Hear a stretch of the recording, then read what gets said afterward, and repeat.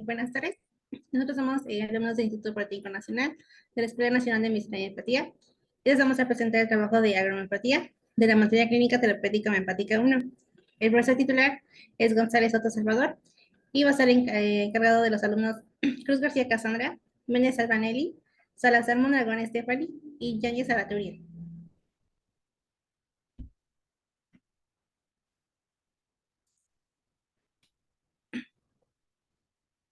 Bueno, como introducción tenemos que la agricultura extensiva es altamente dependiente de insumos agrícolas derivados de la petroquímica, como los fertilizantes nitrogenados, insecticidas, herbicidas, entre otros químicos. Eso convierte la agricultura en una industria contaminante, no solo por promover la elaboración de sus productos sobre la base de un recurso no renovable como el petróleo, sino por residuos que se quedan en la tierra, las fuentes de agua y los mantos freáticos. Algunos de estos derivados, al permanecer en el suelo, se integran a las cadenas alimenticias, aumentando su concentración a medida que avanza el nivel trófico. La contaminación de los suelos se da también por la mala eliminación y la ausencia de tratamientos de basura. Otro grave problema se presenta con los residuos industriales, como es el vertido ilegal de residuos industriales, constituye un serio problema de contaminación en el suelo. Una forma de eliminar la contaminación de la agricultura es mediante la aplicación de la agrohomeopatía. La agrohomeopatía fue planteada como el uso de métodos homeopáticos en la agricultura, a partir del cual es posible incidir en los procesos biológicos de la planta para acelerar o detener su crecimiento. Por otro lado, puede contribuir al control natural de plagas o enfermedades, fomentando con esto de manera directa en un incremento de la producción. Utilizando el método homeopático en la agricultura, es posible contribuir al control de plagas y enfermedades utilizando las mismas plantas enfermas o dañadas por la plaga y aún la misma plaga. Y bueno, para esto necesitamos entender qué es la homeopatía. La homeopatía es un modelo clínico terapéutico que cuenta con más de 200 años de existencia y que utiliza sustancias obtenidas de vegetales, animales y minerales principalmente, en concentraciones muy pequeñas, disueltas en agua y en alcohol. También se pueden preparar por trituración en lactosa. Estas posteriormente serán agitadas de una forma en específico. Y la agricultura ecológica la podemos entender como un sistema de cultivo que se basa en el uso óptimo de recursos naturales, donde no se emplean productos químicos sintéticos u organismos modificados. Esto con la finalidad de obtener alimentos orgánicos, conservar la fertilidad de la tierra y respetar el medio ambiente. Todo tiene que ser sostenible, equilibrado y mantenible. Dentro de los objetivos principales que tiene la agricultura orgánica son la obtención de alimentos saludables, así como alimentos de mayor calidad nutritiva, alimentos sin presencia de sustancias de síntesis química, obtenidas mediante el procesos sostenibles. Por medio de este tipo de agricultura se incrementa y realza la salud de los agroecosistemas, incluso la biodiversidad, ciclos biológicos y actividad biológica del suelo. Esto se consigue ampliando siempre que sea posible métodos agronómicos, biológicos y mecánicos, en contraposición a la utilización de materiales sintéticos para desempeñar cualquier función específica dentro del sistema.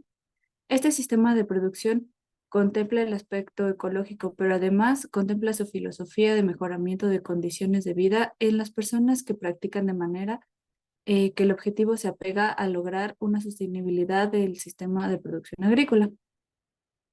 De igual forma, vamos a entender como concepto de agrohomeopatía que esta va a ser la aplicación de la homeopatía en la agricultura.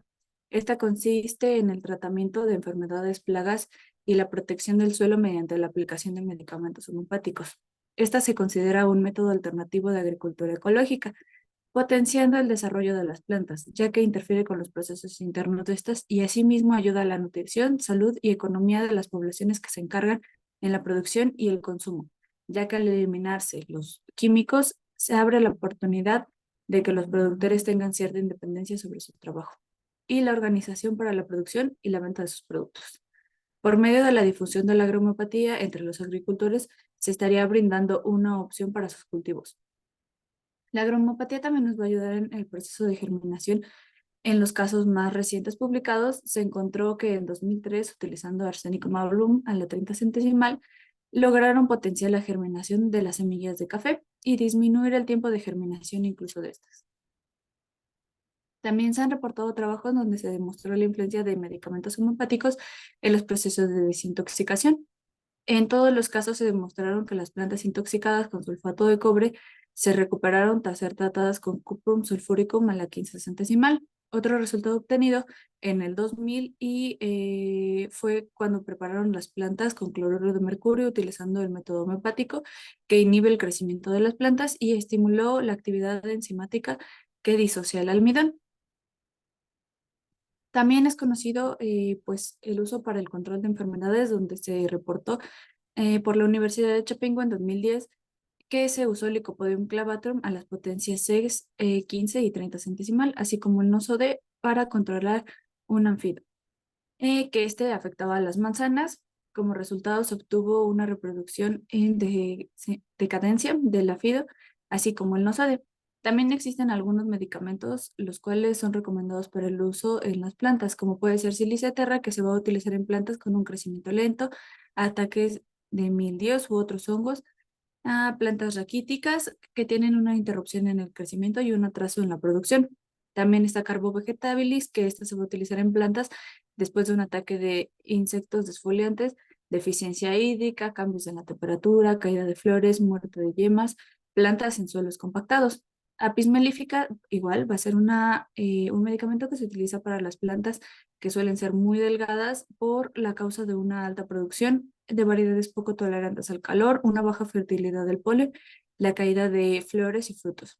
Calcárea fosfórica la podemos utilizar en aquellas plantas que tengan un estrés hídrico, una pudrición apical de los frutos, sensibilidad aguda después de una alta producción y absorción de nutrientes. Este medicamento es muy útil si se necesita tratar las plantas desde pequeñas, pues las fortalece.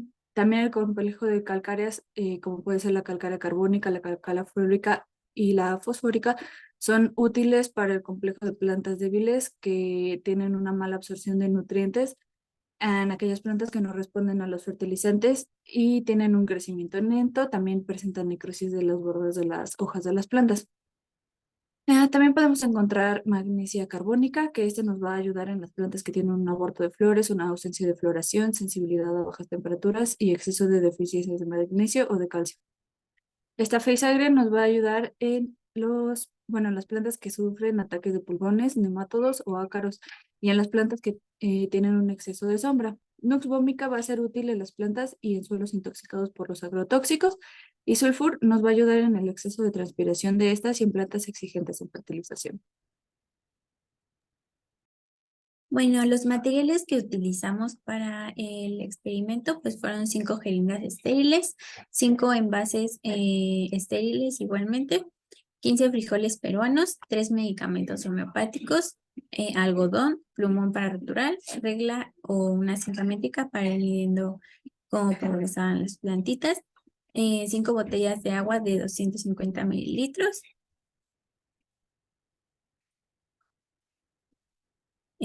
también etiquetas para roturar y una cámara para ir tomando evidencia de cómo iban evolucionando. Y pues aquí están las imágenes de qué fue lo que utilizamos.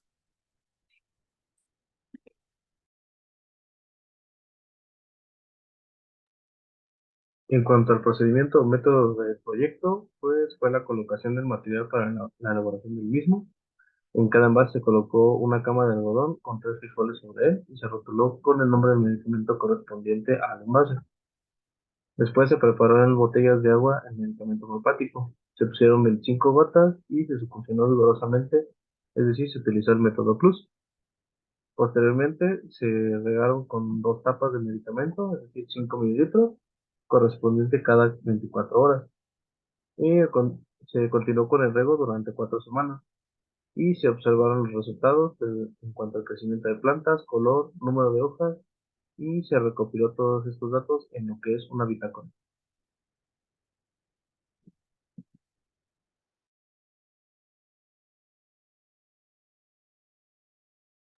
Bueno, como ya se había mencionado, se trabajó con una bitácora. Esta es la bitácora del control positivo, donde realmente no vimos ningún cambio en ninguno de los frijoles que se pusieron en ya que no crecieron, no presentaron hojas y no se desarrollaron.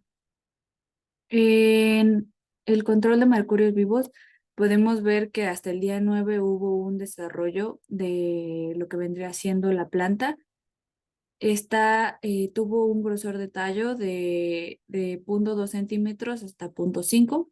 Tuvo una altura de 0,5 centímetros hasta 2 centímetros y pudimos ver cómo iba cambiando, ya que de tener una raíz blanca, esta fue desarrollándose y se fue haciendo más pequeña y fueron apareciendo algunas cuantas manchas cafés. De igual forma, en la coloración pudimos ver que esta principalmente al inicio fue verde, pero con el tiempo le fueron saliendo unas pequeñas manchas cafés a esta. En el control de Tuja occidentalis podemos encontrar de igual forma, no fue un crecimiento pues significativo al inicio. De igual forma, vimos nada más que creció pues el tallo, no crecieron hojas en este caso, y vimos que tuvo un crecimiento de 0,2 centímetros a 0,5, una altura de 2 centímetros a 5 centímetros, y esta no tuvo las características que el medicamento pasado. Este únicamente se limitó a tener una raíz blanca.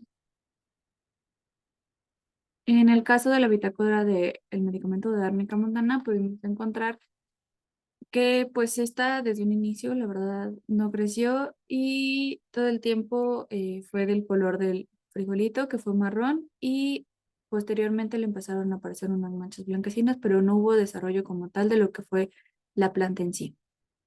Y por último, el control negativo, que fue el que únicamente se regaba con agua, podemos encontrar que fue el que más creció. A los 8 días ya empezó a presentar hojitas, tuvo 2 hojitas todo el tiempo. El grosor del tallo fue de 0,2 centímetros a 0,7 centímetros y la altura fue de 3 centímetros hasta los 14 centímetros y su raíz tuvo un aspecto blanco todo el tiempo. Bueno, aquí pusimos unas gráficas. En esta, pues, pusimos cómo fue creciendo Tuja, que fue de los 3 medicamentos, pues, el que más creció, alcanzando, pues, una altura de 5 centímetros en el día 13. Y la otra gráfica, pues tenemos el control negativo, que es el del agua, que pues fue el que más creció, ya que llegó a 14 centímetros, igual en el día 13.